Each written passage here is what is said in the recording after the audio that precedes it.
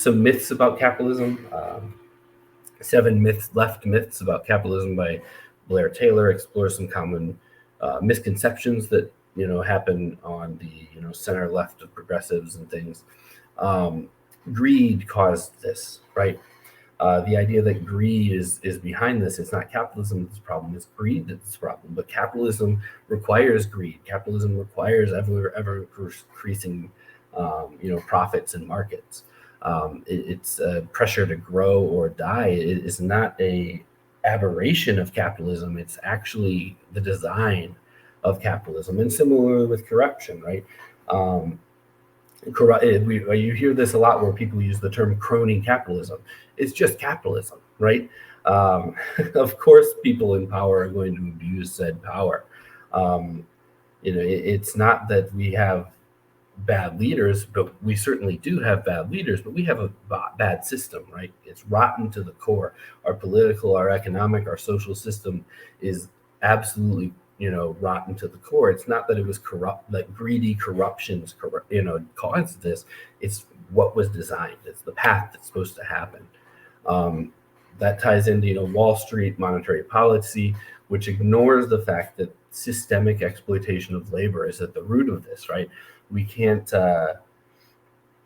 get overcome these things if all we're going to do is make some monetary policy tweaks, or all we're going to do is put some regulations in place.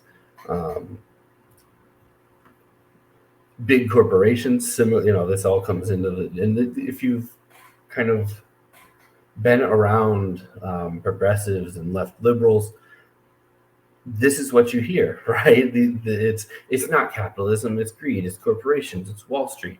And the problem with big corporations is, it doesn't recognize that small businesses also, fully exploit labor. I can say, having worked for numerous small businesses, often they're the worst, right? Because at least it's your Fortune 500 company, there's some level of usually rules and policies and procedures, and HR doesn't work for the employees, but there is something there. Having worked for numerous small businesses where there was nothing, right? When your boss is the one that's exploiting you, when your boss is the one that's treating you poorly, when the owner is the one who is the source of the problem, there's no outlet but to leave, right? This isn't a problem of big or small capitalism. This is a problem with capitalism. And then there's the conspiracy side, right?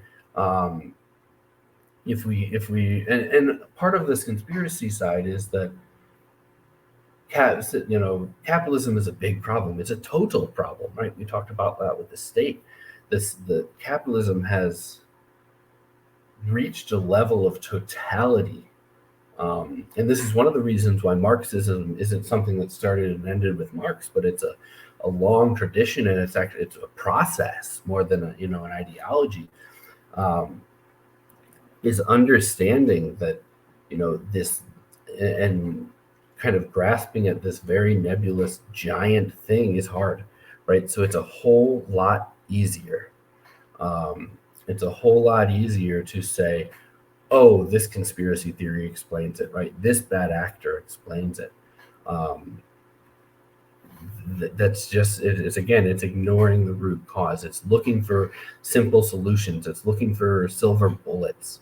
And that doesn't get us anywhere because it ignores the systemic nature of capitalism.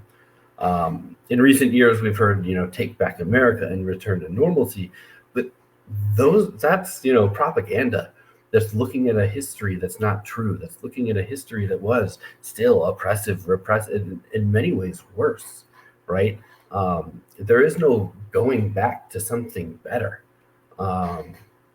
There is no, there is no bright and sunny time of the past where these problems weren't just as real.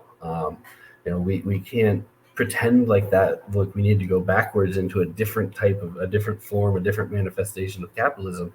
What we need to do is break from capitalism.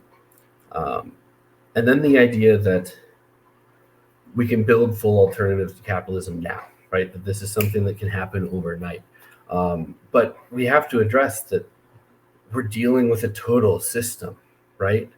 We're dealing with something that has its, clause in every aspect almost of our being, that there's very few places where capitalism isn't, um, a major part of it.